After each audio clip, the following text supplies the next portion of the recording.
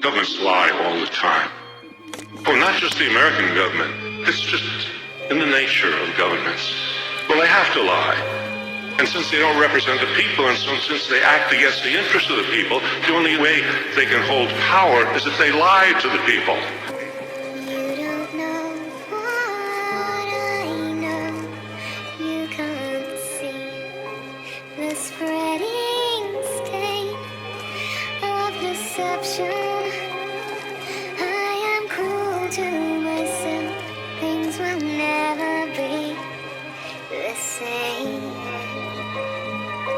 If they told people the truth, they wouldn't last very long. I will hold my silence like a weapon in my hand. If I used it, I would murder myself. You could never understand. Columbus came ashore greeted with nothing but niceness, sailing west in attempt to find golden spices, dominated by the popes and frenzy for ISIS. The Catholic Church expelled Jews and claimed it was righteous. The first man to see land would get a reward and get a yearly pension for life, clearly from God. A young sailor saw land, said we isn't far. Columbus lied, said he saw it the evening before. They touched ground, they were greeted by the Arawak. Columbus had them locked up as prisoners in an hour flat. He wanted to find a source of gold, and that was that. And when they thought that wasn't fair, then he stabbed they back. When there was no more gold, he took slaves instead and left 250,000 Indians in Haiti dead. The men died in mines, the women died at work, the children died from lack of milk and they died in the dirt. They were just taking advantage of a passive people. They were just being the savages of massive evil. That's the church work, that's the path of massive ego. That's the blood of Abraham being stabbed by the steeple. At 16, 19, they were patiently waiting for a ship to carry slaves that was changing the nation. The white man was a cannibal praying to Satan. Hatred, contempt, or pity, or patronization. That's the cornerstone everything racism based in. The African had a more advanced civilization. Black was slave, master was white rationalization. 50 million dead, that's Western civilization. At first they appeared in the north, and they were helpless in the face of superior force. And all of them were chained together, they really was lost. Racism isn't natural, it's merely divorce. Before the slave trade, black was considered distasteful. By the Oxford Dictionary, I found it disgraceful. It's not a natural tendency to be bitter and hateful.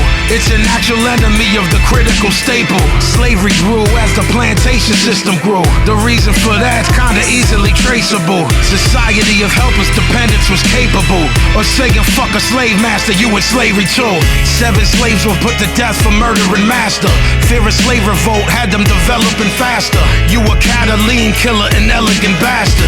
I would burn the white man while smelling the ashes. From time to time, white man was part of the resistance.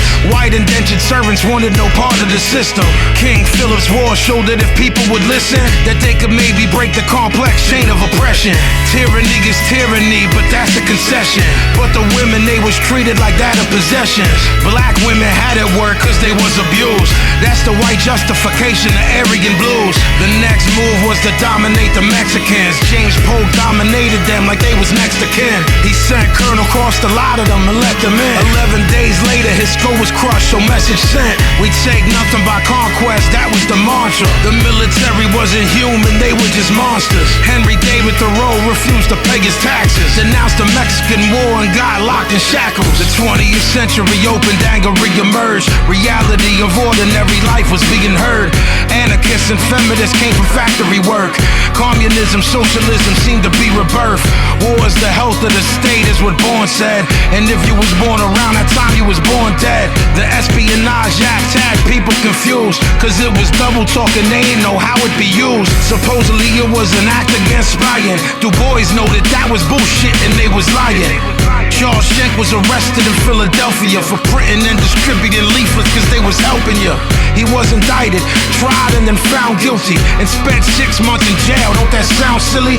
Had his freedom taken away by his own nation. But there's a lesson, do not submit to intimidation. The act still exists today and the shit is real. Supposedly Kennedy tried to have that shit appealed. Eugene Debs did 10 years for no purpose.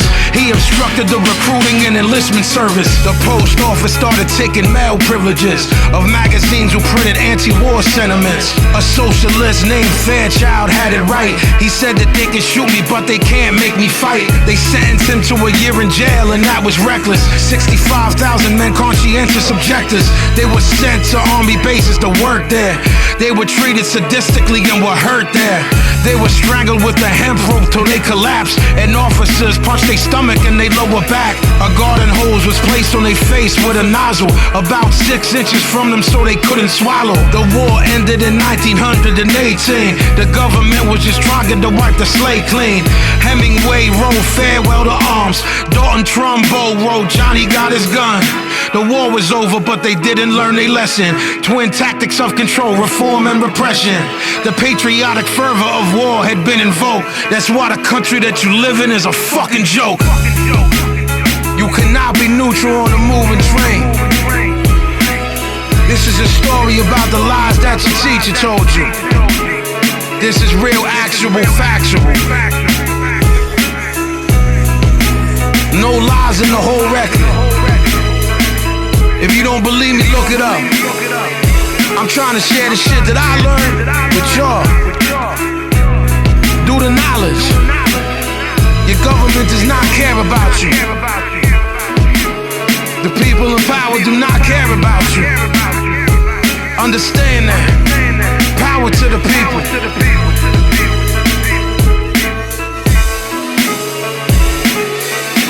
War is like this. You know, you get high on war. We won. And then you're down on the ground again. And you need another fix. You need another war. Why do you think we've had war after war after war after war? Every war they say, this is the end. This is the last war. In World War I, they said, this is a war to end all wars. And then not long after that was World War II. And then soon the United States was waging war in Korea and then in Vietnam. If you study history, what you learn is that wars are always accompanied by lies. Wars are always accompanied by deception.